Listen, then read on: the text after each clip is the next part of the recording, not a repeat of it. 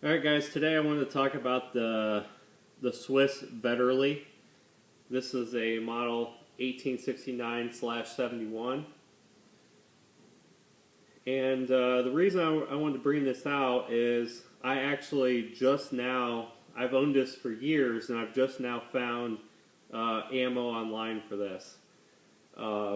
If you reload, there's ways to create a load for this.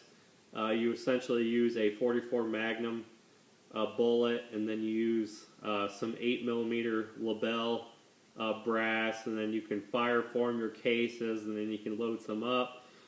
Since I don't really reload or anything, I just thought, well, maybe someday I'll fire this.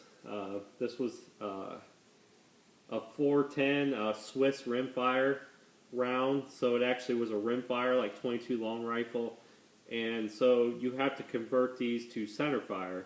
I actually did that years ago thinking I was going to find ammo, and I never did, and I just stumbled across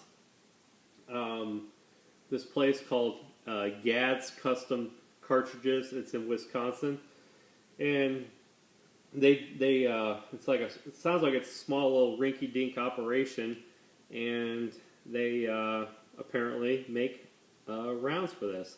It's not cheap after shipping. It was like $53 for 20, but that's enough for me. If I can just fire this and just play with it a little bit, that'll be good enough for me. But I mean, look at the cartouches on the stock in the wood, and even like the bluing on the barrel. This was made sometime in the 1870s, and it shows virtually no handling marks. It was never banged around.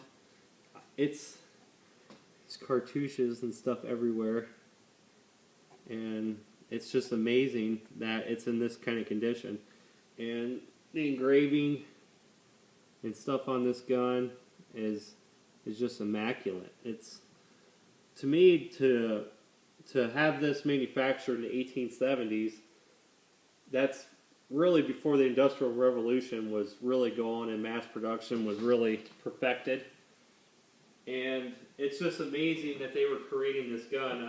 I can't remember how many rounds this, there's like a tube magazine in here.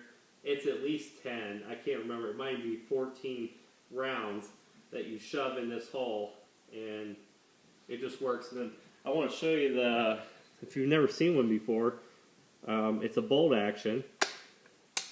And it's got like an elevator that pops up and injects out the top.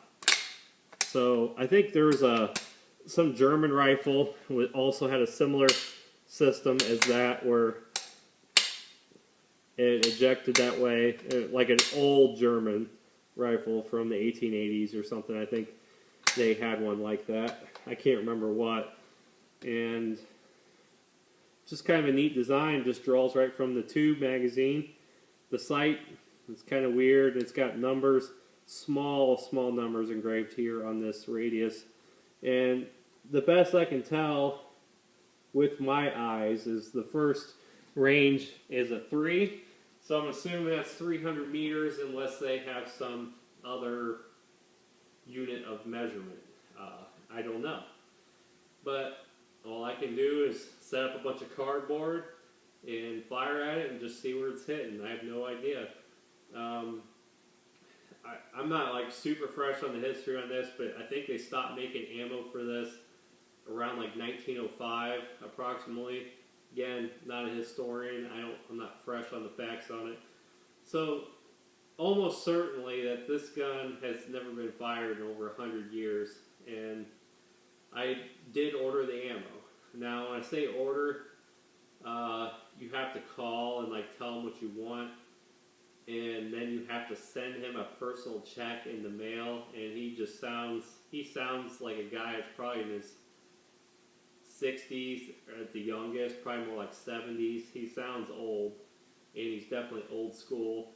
And I hope it doesn't burn me, because I've dealt with people like that over the internet before, not over ammo, but like you find somebody online and it's some rinky-dink operation and they need a personal check. I've been screwed that way before, so I'm hoping I don't get screwed on this. I don't think I will, but I don't know. We'll find out. And we may, who knows how long it's going to take that check to get there, and who knows how long it's going to take for the ammo to get to me. But if everything works out, we're going to do a shooting video of my 1869-71 Vetterli, and it's just an amazing piece. I mean, it feels good in your hands, and to think this gun was made before the trapdoor Springfield. This just goes to show you how far behind government stuff is. When it's taxpayer funded, it's well behind, you know, the free market. And, you know, we were using a trapdoor Springfield after the Swiss already had a bolt action rifle. Well after. I mean, this was essentially within, you know, 3 years or 4 years after the Civil War. You know, they're using muskets. Here the Swiss are using a bolt action cartridge-fed weapon. And when we finally adopt a cartridge weapon, we're using that until like 1892 or so, till we get to Krag Jorgen. So it's just goes to show how far behind government stuff is. And of course, in the United States, we had lever actions, all kinds of more suitable rifles for the military other than our trapdoor. But that is what it is. So, but yeah, here's the piece, guys. It's really, to me, it's a masterpiece of work, you know, craftsmanship, especially of the time. It just blows my mind that they made stuff like this with the machinery they had back then, especially when you see it today. It wasn't like a machine shop today where it's filled with a bunch of button pushers and you might have one guy who knows what he's doing, who's setting up all the machines, writing all the programs, and you know, you got a couple guys that just flip inserts all day. I mean, everybody that worked on this was a craftsman, and there was no automation, there was no technology. If you did stuff back then, you had talent. So, very talented people made this. I don't think it's ever done anything. They kind of made it, and it just kind of sat around because it shows no use whatsoever. It's in mint condition. The cartouches are crisp, and yeah, that's where it is, guys. And when we do get ammo for this, we will try to fire it. Like I said, I've already done the work to convert this to centerfire. There are some other videos on people converting these to centerfire, so I don't feel like I need to show you guys that, but if anybody really wanted to see it, then I could probably show it at some point, but there are other people that show the conversion. But, alright, talk to you guys later.